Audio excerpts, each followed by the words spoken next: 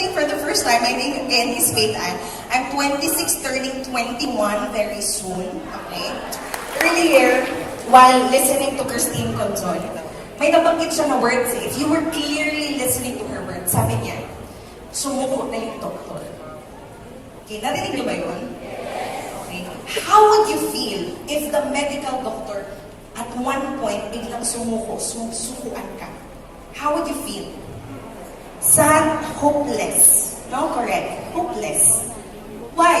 Bakit tayo magiging hopeless? Because all our lives, we have been taught that our bodies function like a machine. Just like a machine, it needs a mekaniko. Tama po ba?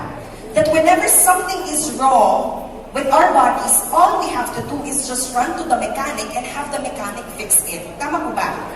That is why all our lives, regardless kung kailan ka pinanganak, all our lives, whenever something is wrong inside our bodies, we would willingly and eagerly run automatically to the medical doctor to have our bodies fixed. But what if the doctor himself becomes hopeless? One thing that Porter Placenta has taught me over the past 2 years that I have been doing the advocacy is when somebody tells us that there is no longer hope, when somebody tells us that we only have 3 months to live, 6 months to live, actually Porter Placenta is telling us that we now have the option not to believe. I personally, I have seen it in my own personal 2 eyes. And just like a lot of us tonight, I was also very much skeptical. But then I saw my mother suffering from stage 4 colon cancer. Her life is now, by the grace of God, very much extended. And in fact, she's one of the most proactive advocates of Porter Placenta in the whole of Philippines today. I saw it in the life of Team Elite Pavo from Ormoc City, Leyte, Menchi and Misa. When she met Porter Placenta, sabi ng doktor, kapag hindi ka nagpa-chemo, you will only have 4 months to live. Hindi siya niniwala and instead took Porter Placenta. Bakit ayaw naman pa-chemo? Because she's a medtech. She worked in the hospital for over 20 years. She knew na kapag mahina ang immune system mo and you undergo all these procedures, all the more that it would suck you down. So she opted, okay, for Porter Placenta. And right now, ang taning sa kanya was April of 2017.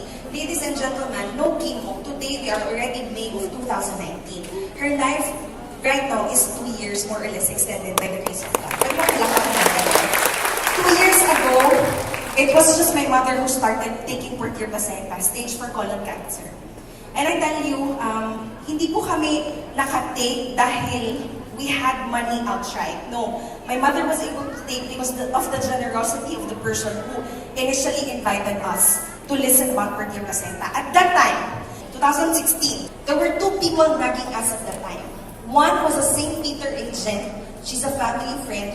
Nagging us, Ate Beth, cancer ka. Kung ako sa'yo, kumuha ka na ng St. Peter para pag nawala ka, hindi mahirapan si Faith. The other person nagging us was by the name of Fertz Bugalaw. He was nagging us, Ate Beth, may cancer ka, baka gusto mo makinig about Porter Placenta. It was a totally perfect storm. My mother was suffering from cancer. I was totally jobless. I had 2 small kids. And I had a special child brother. Kapag nawala anytime ang nanay ko, I will be left not with 2 kids, but with 3 kids.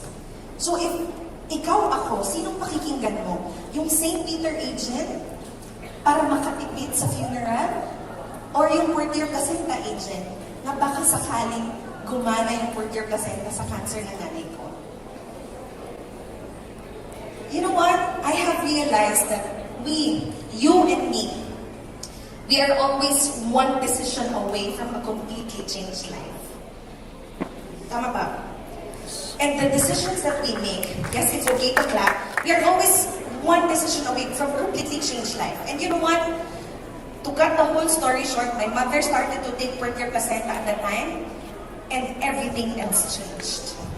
Today, 2 years after, the whole family is living a very much luxurious life. Okay? Okay. Don't clap. Okay, don't clap. Baka sabihin ng iba, ang yaban mo naman ito. Uminom lang ng Porter, naging luxurious agad. Okay? Luxurious, I'm not referring to the expensive cars or to the millions worth of house. By luxurious, what I mean is that we are now in charge of our health. 2 years after when my mother started taking Portier Placenta, we are now luxurious in the sense that we see cancer, we are no longer threatened. Isn't it luxurious? Isn't it freedom? We see diabetes and we are no longer threatened. Why? Because we have seen the power, the miracles of oral life stem cell therapy in the person of Portier Placenta. From tonight onwards, we will never be looking at diseases the same way ever again. You know, conventional medicine, it's very good. It helps and it saves a lot of people. But then the question is, what if umabot sa punto that even the medical doctors who we look up to as the demigods of our health, tama ba? Paano pag umabot sa punto na sila na mismo ang sumuko sa atin? Okay? VUA International through Portier Placenta is telling us today that there is no need to be hopeless because the testimonies that you have witnessed earlier are just few of